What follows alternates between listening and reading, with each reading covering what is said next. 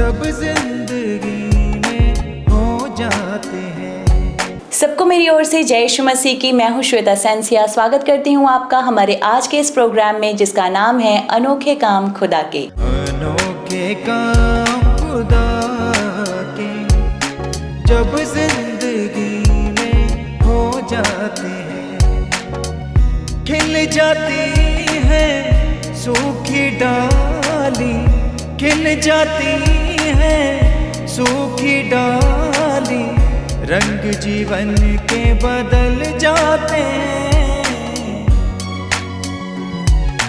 अनोखे काम खुदा के जब जिंदगी में हो जाते हैं। सबको मेरी ओर से जय यीशु मसीह की। मैं हूँ श्वेता सेंसिया। स्वागत करती हूँ आपका हमारे आज के इस प्रोग्राम में, जिसका नाम है अनोखे काम खुदा के। तो दर्शकों, हमारे आज के इस एपिसोड में हम चर्चा करने वाले हैं उन 3 राजाओं के बारे में, या यूँ कहें कि उन 3 खगोल शास्त्रियों के बारे में जो यीशु के जन्म के समय यीशु मसीह को देखने आए, एक लंबी यात्रा करते हुए सिर्फ और सिर्फ इस मकसद के साथ कि उन्हें यीशु को देखना है, उसे दंडवत करना है और उसकी आराधना करनी है। तो सबसे पहले मैं आप लोगों को ये बता दूं कि ये घटना सिर्फ और सिर्फ कोई ऐतिहासिक घटना नहीं है, बल्कि ये घटना है एक विश्वास, खोज और दिव्य प्रकाश की घटना।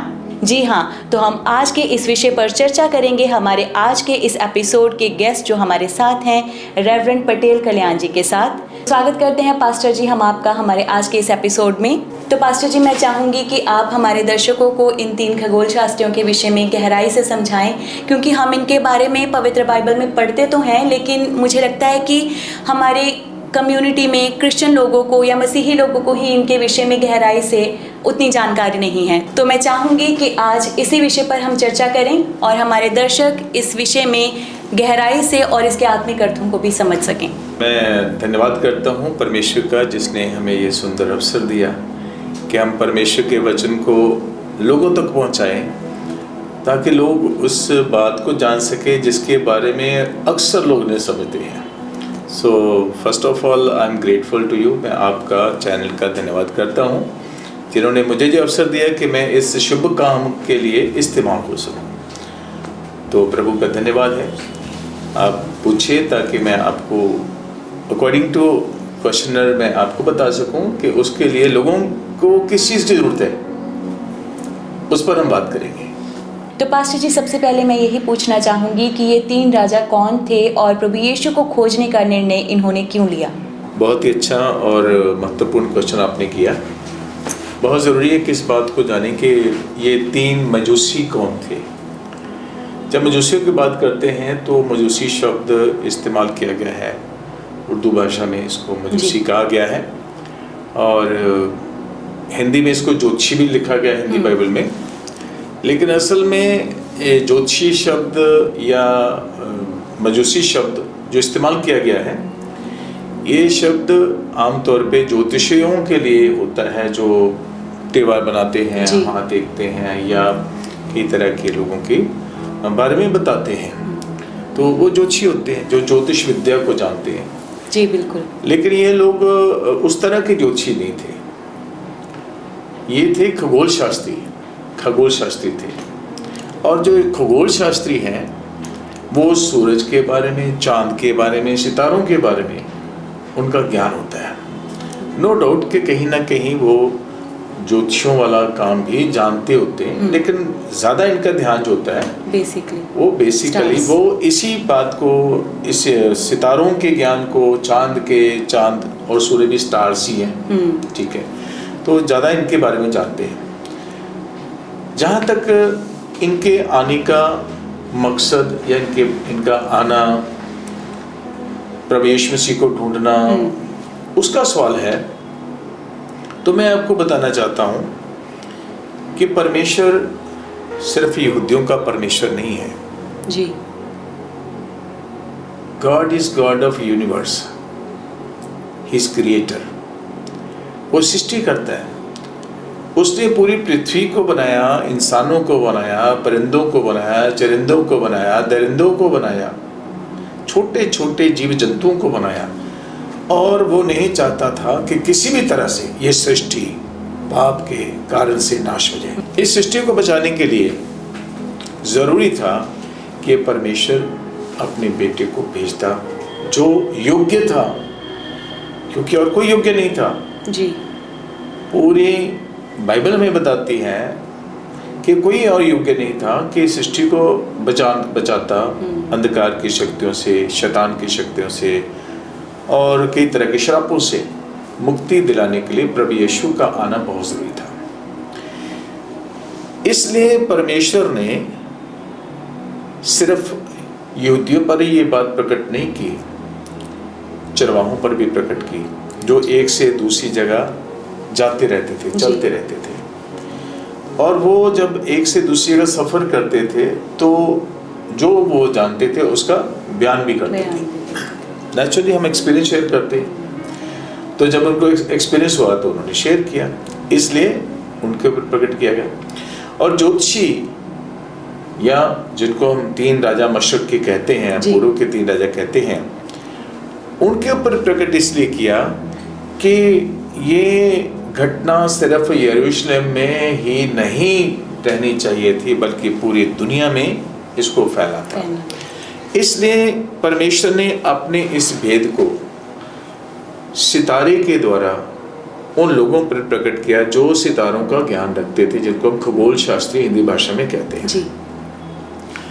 और ये 3 राजा जो है ये असल में राजा नहीं थे, राजा इनको सिर्फ कहा गया है। और एक गीत भी लोग गाते हैं क्रिसमस के दिनों, हम 3 राजा मशक से हैं, ठीक है। तो वो जो 3 राजा मशक से हैं, मशक यानी पूर्व से हैं, ये वही लोग हैं जिनके ऊपर सितारे को प्रकट किया गया।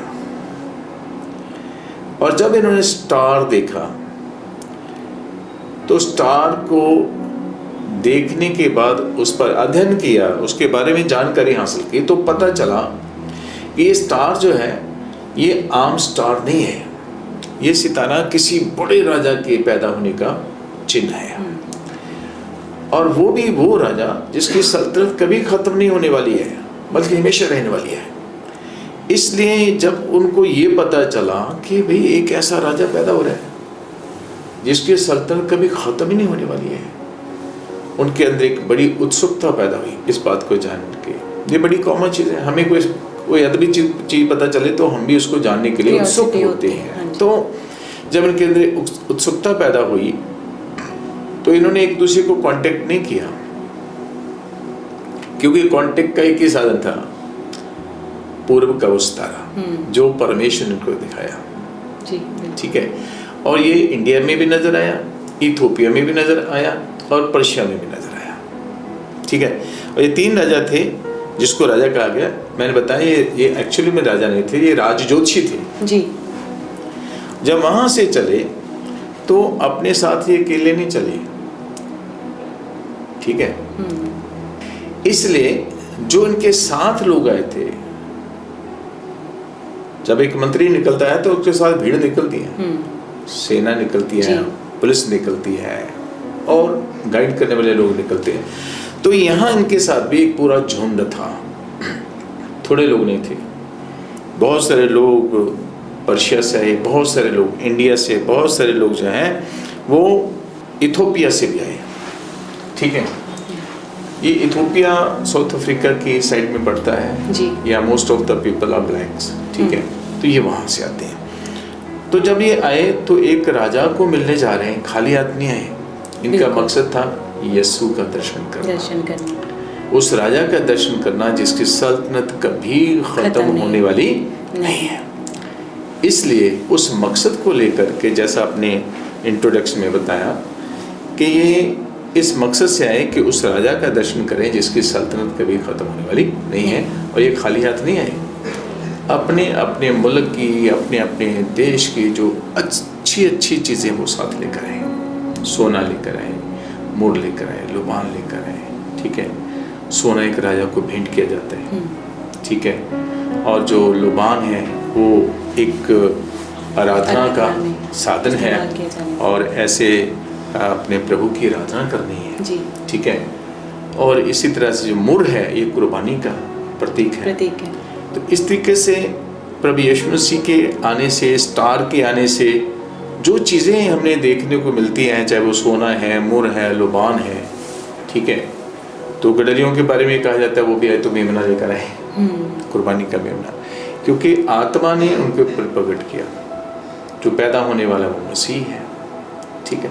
तो इस तरीके से परमेश्वर का धन्यवाद करते हैं कि ये लोग जो आए ये अलग अलग जगहों से है, ताकि परमेश्वर की वो इच्छा पूरी हो कि पूरी दुनिया को बचाने वाला एक उद्धारकर्ता पैदा हुआ है, ये संदेश पूरी दुनिया में फैल जाए।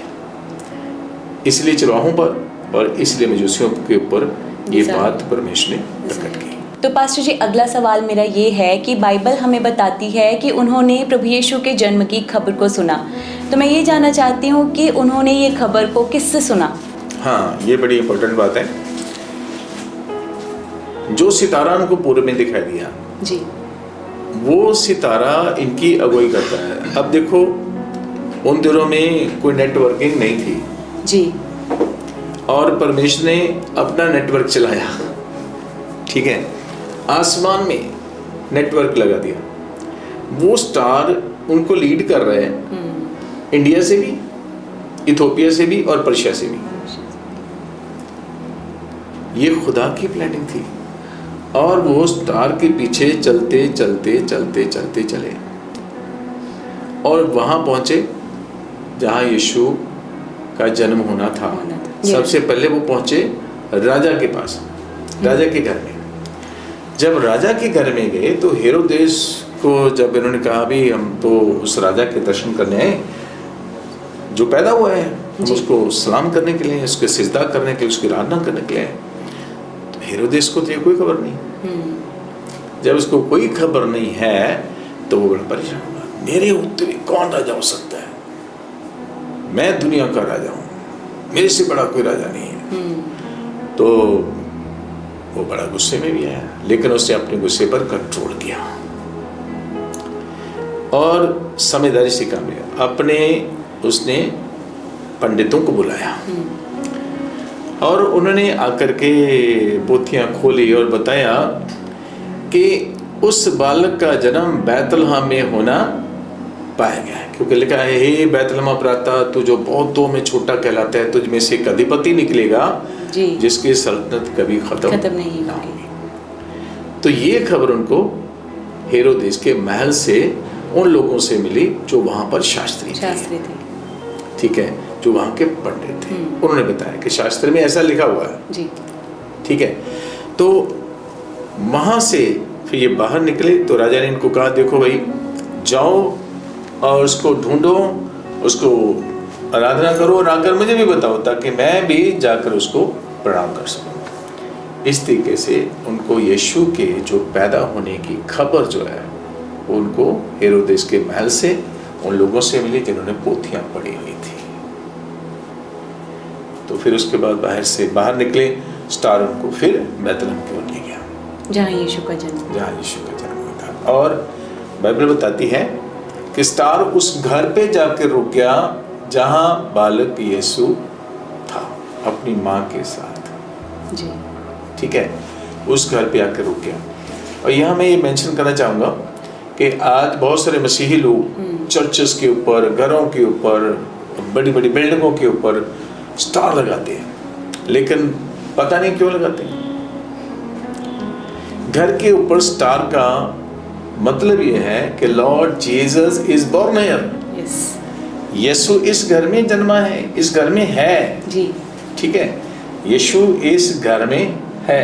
वो इस बात का प्रतीक है क्योंकि स्टार उनको वहां ले गया जहां प्रभु यीशु अपनी माँ के साथ था, उस घर में था, उस घर के ऊपर स्टार रुका। और आज हमारे घरों पे जो स्टार लगाया जाता है वो इसी बात का प्रतीक है कि यीशु इस घर में है। ठीक है, तो इसलिए उनको वहां से खबर मिली और वहां पहुंचे और उन्हें यीशु को देखा। ठीक है, तो बहुत अच्छे से आपने ये समझाया। तो पास्टर जी, बाइबल में हम ये भी पढ़ते हैं कि ये तीनों राजा या ये तीनों खगोल शास्त्री अपने साथ प्रभु यीशु मसीह के लिए एक उपहार लेकर आए, तो उन उपहारों का प्रभु यीशु मसीह के जीवन के साथ कोई संबंध है? बिल्कुल बिल्कुल, ये वो असल में वो लोग जो लेके आए थे वो अपने अपने मुल्क की उत्तम चीज़ें लेके आए थे। जी। उत्तम चीज़ें, सोना, मुर, लुबान, ये उनके इलाके की सबसे बड़ी खास चीज़ें थी, खास उपहार था, उसको लेकर आए। असल में इनका जो आत्मिक पहलू वो ये है कि खुदा में यीशु राजा है जी। राजा को सोने की भेंट दी जाती है, ठीक है। फिर वो प्रभु है जी। जो प्रभु है तो उसकी आराधना की जाती है, इसलिए उसको लुबान चढ़ाया गया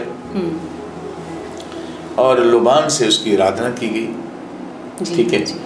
और जो मुर है वो कुर्बानी का सिंबल है कि प्रभु यीशु मसीह जो है वो पूरी दुनिया के पापियों के लिए कुर्बान होगा, पूरी दुनिया के।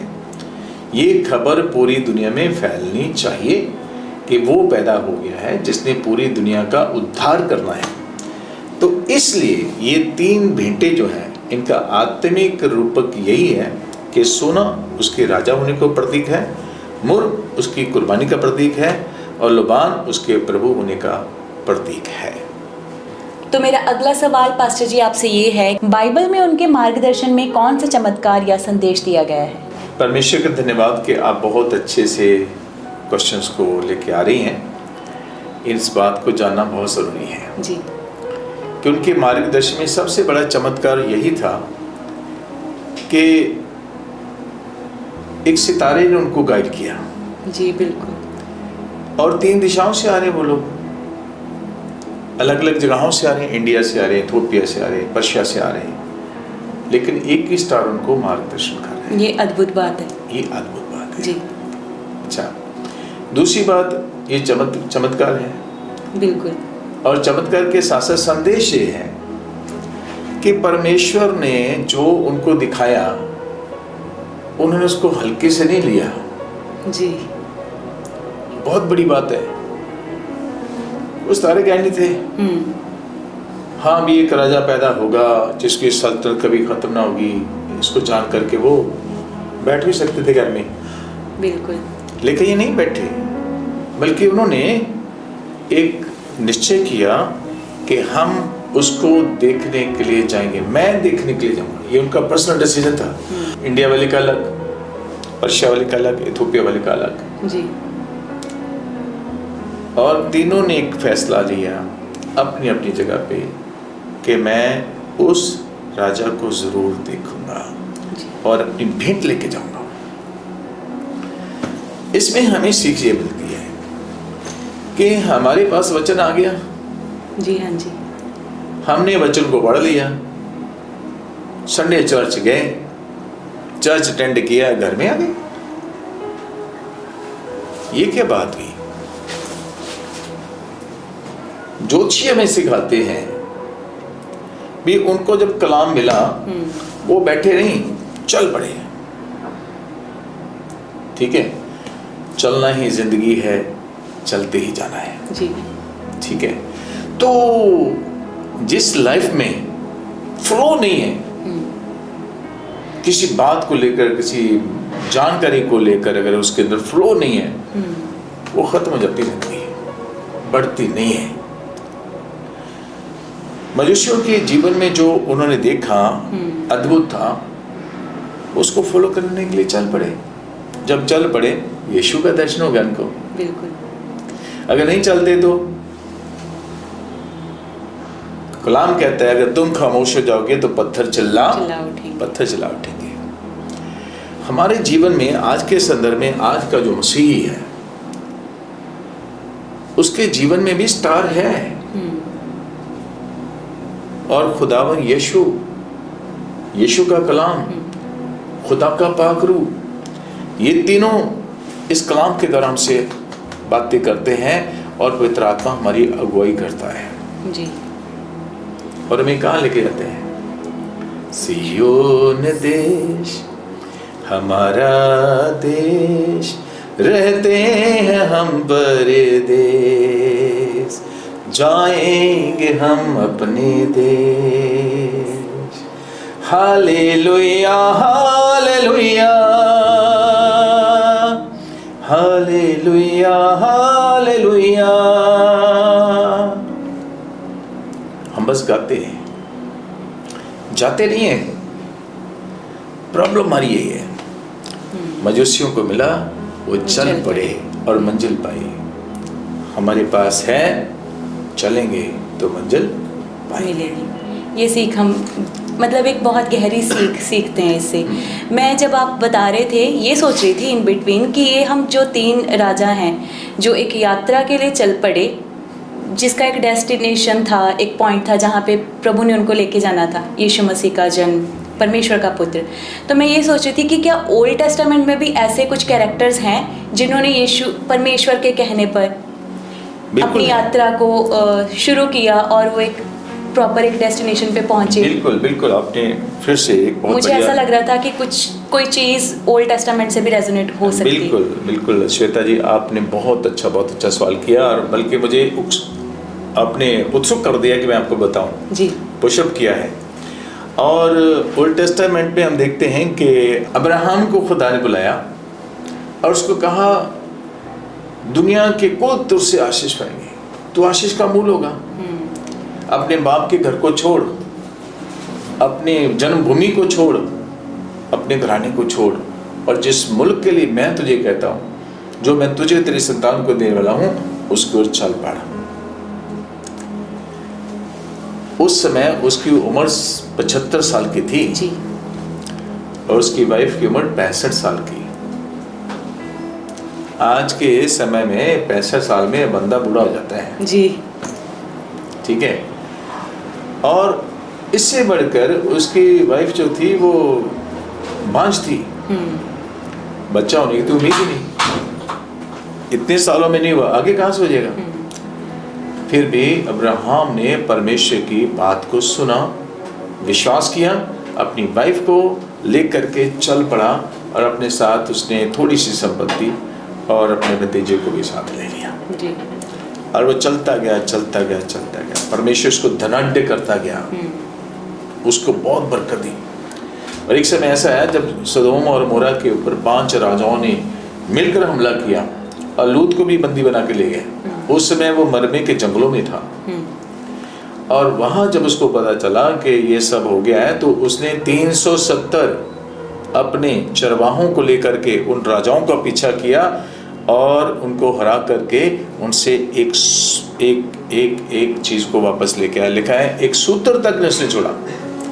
वापस में जब आ रहा था, उसको शलोम का राजा मिला, और वो शालूम का राजा था, अब शलोम था, और उसने मलकीसिदक, जब मलकीसिदक उसको मिला तो उसने उसके लिए दाखरस और रोटी ली, और जब उसने उसको दिया तो उसने उसके बदले में सारा दशमांश दिया। परमेश्वर की आज्ञा का पालन किया और बढ़ गया। आज वो दुनिया भर में मोर देन 75% लोग अब्राहम की संतान अपने आप को दावे से कहते हैं। चला और बढ़ गया, मूसा चला और बढ़ गया जी, यूसुफ चला और बढ़ गया। और कितने करैक्टर हैं, शागिर्दों ने घर छोड़े, बड़े और दुनिया में छा गए जी। मिशनरी फॉरेन से आई, उन्होंने आकर के यहाँ गरीबी काटी, लेकिन परमेश्वर के वचन को फैलाया। आज हम उनको याद करते हैं, उनकी वजह से आज खुदा का कलाम हमारे हाथ में है। इन शॉर्ट ये कि एक यात्रा जो हम प्रभु में करते हैं वो सफल होती है और प्रभु हमें मिलता है, प्रभु हमें मिलता है। हमें भी बढ़ना है जी। अगर हम बैठे रहेंगे तो आगे नहीं बढ़ पाएंगे, आशीष नहीं आएगी। हम रुक जाते हैं बहुत सारी बातों में, आज्ञा पालन नहीं करते, चर्च में प्लेज नहीं देते, टाइथ नहीं निकालते, दान नहीं करते हैं, कंजूसियाँ करते हैं, कई तरह के पॉलिटिक्स का शिकार हो जाते हैं। शैतान हमारी ज़िंदगी में दखलअंदाजी करता है और हम उसके शिकंजे में आ जाते हैं। We have to be very careful, हमें सतर्क रहना है ताकि शैतान हमारे जीवन को रोक ना पाए और हम बढ़े और परमेश्वर की महिमा को देखें जी। आशीष है, आसमान के जोखिम की आशीष है। एक बंदा जेल से राजा बन सकता है, तो हम क्यों नहीं बन सकते? बिल्कुल, पर यात्रा को पूरी करना, बढ़ना पड़ेगा, चलना पड़ेगा। हाँ। इन 3 राजाओं के बारे में कोई रोचक बात जो आम तौर पर लोग नहीं जानते? देखो, इसके बारे में मैं आपको बताना चाहता हूँ कि लोग क्रिसमस जब आता है तभी इनकी बात होती है जी, ये सच है ना। सारा साल निकल जाता है, 11 महीने निकल जाते हैं, कभी मजूसियों की बात नहीं होती। ऐसा लगता है कि एज अ कस्टम हमने सेट किया हुआ कि क्रिसमस पर इस हाँ। चीज़ की बात होगी, गुड फ्राइडे पर इस चीज़ की बात होगी, ईस्टर पे इस चीज़ की बात होगी। बस वो बातें करते हैं, उनको फॉलो नहीं करते। ना तो कोई ज़्यादा डीप नॉलेज ही है। डीप नॉलेज इसीलिए नहीं क्योंकि याद नहीं किया जाता। उनको प्रभु के बारे में डीप नॉलेज कब मिली? जब वो उस तक पहुंच गए। जी। जब पहुंचे तब खुदा ने उनको गाइड किया कि दूसरे रास्ते से होके जाओ, क्योंकि हेरोदेस इस बालक को मारने वाला है। जी हाँ जी। और उसको मिलने के लिए नहीं गए। Again they follow the commandment of Lord God, आज्ञा मानी। तो हमें भी भाई आज्ञा माननी है जी। उनको याद रखना है कि वो आज्ञाकारी थे। उनको याद रखना है कि वो भेंटे लेकर आए, खाली नहीं। उनको याद रखना है कि वो अपने मकसद के लिए पूरी तरह से डेडिकेटेड थे और तैयारी के साथ आए। हम अपने प्रभु के लिए कितनी तैयारी करते हैं? संडे को लोग ऐसे उठ के जाते हैं। जी हाँ जी। ठीक है। अभी आपने एक बात कही, मुझे उससे कुछ याद आ रहा था। आपने कहा कि हेरोदेस राजा ने उनको बोला कि जब तुम्हें वो मिल जाए तो मुझे इस बात की सूचना देना या खबर देना, लेकिन वो नहीं गए। उन्होंने सिर्फ और सिर्फ परमेश्वर की आज्ञा का पालन किया। परमेश्वर की आज्ञा। लेकिन आजकल मतलब हम जो मसीही लोग हैं, हम परमेश्वर की बात भी सुनते हैं लेकिन हम डिस्ट्रैक्ट हो जाते हैं। हमें पता नहीं लगता कि ये शैतान की बात है और हम दोनों मान लेते हैं। मतलब मुझे लगता है कि काइंड ऑफ रेसिप्रोकल सा चलता रहता है। लोग परमेश्वर की बात भी सुनते हैं, शैतान की भी। उन्हें पता नहीं लगता कि परमेश्वर जो बोल रहा है उसको कैसे फॉलो करना है, जैसे इन 3 खगोल शास्त्रियों ने असल किया। में जो प्रॉब्लम ये है कि we are not decision maker. फैसला लेने की हमारे अंदर एबिलिटी बहुत कम है। हम परिस्थितियों को देखकर चुप हो जाते हैं, हालात को देखकर चुप हो जाते हैं, लेकिन विश्वास के साथ आगे नहीं बढ़ते हैं। जी। ठीक है। तो विश्वास के द्वारा हम जब आगे बढ़ेंगे तो परमेश्वर हमारी हर कदम पर अगुवाई करेगा, हमारी प्रार्थनाओं का उत्तर देगा और हमें कहीं से कहीं और पहुंचा देगा, जहां लोग हमें देखेंगे, वाओ ये कहाँ गया। मैंने अपनी आंखों से ऐसे लोगों को देखा है जो बिल्कुल जीरो इनकम के साथ अपने घर से निकले, परमेश्वर के साथ बने रहे, आज मेरी आंखों के सामने करोड़पति है। Praise God. मेरे पास बहुत बड़ी बड़ी टेस्टिमनी है, ऐसे लोग मेरी आंखों के सामने विद इन 10 to 15 ईयर्स खुदा ने उनको बढ़ा दिया। बस उसने अपने हाथ से रोज नहीं छोड़ी, पकड़े रखी। जो लोग खुदा के अंदर चलते, रोशनी का मतलब चलते रहना, कॉन्स्टेंटली चलते। रोशनी का मतलब ये कि लगातार चलते रहो, प्रभु के साथ जुड़े रहो। एक चेन है। तो चेन के साथ जब हम बढ़ेंगे, हम जरूर बढ़ेंगे, फिजिकली भी, इकोनॉमिकली भी, सोशली भी, एजुकेशनली भी और स्पिरिचुअली भी। जी। खुदा हमारा अगुवा है। और मुझे लगता है इस एपिसोड को शुरू करने से पहले हम कुछ डिस्कशन कर रहे थे और आपने बताया था कि जो चीज़ बहती रहती है वो बढ़ती है। जैसे एक नदी है, वो छोटे सोर्स से स्टार्ट होती है, फिर वो बढ़ती है। और वो एक कवि हुए, पंजाबी के कवि हैं सुल्तान बाहू जी। ठीक है। उन्होंने ये विचार है उनका, तो कहते हैं वसदा भला द्वारा चिरा। तो घर जो है वो बसते अच्छे लगते हैं, बढ़ते हैं। जिस घर में प्यार हो, इज्जत हो, सत्कार हो, एक दूसरे की फिक्र करने वाले हो, समझने वाले हो, वो है, उसको कहते हैं घर का बसना। सिर्फ मकान बना के रह लेना बसना नहीं होता है। बसना होता है जिस घर में सुख हो, शांति हो, मिलवर्तन हो, अंडरस्टैंडिंग हो। वो कहता बसदा भला द्वारा तेरा ते जोगी भले चलन दे हो। जो चल पड़े हैं, जिन्होंने योग ले लिया है, संन्यास ले लिया है, वो रुकने नहीं चाहिए। वो चलते रहेंगे तो बने रहेंगे, नहीं तो वो योगी नहीं भोगी हो जाएंगे। जी। ठीक है। तो प्रभु नहीं चाहता है हमें से कोई भोगी बने।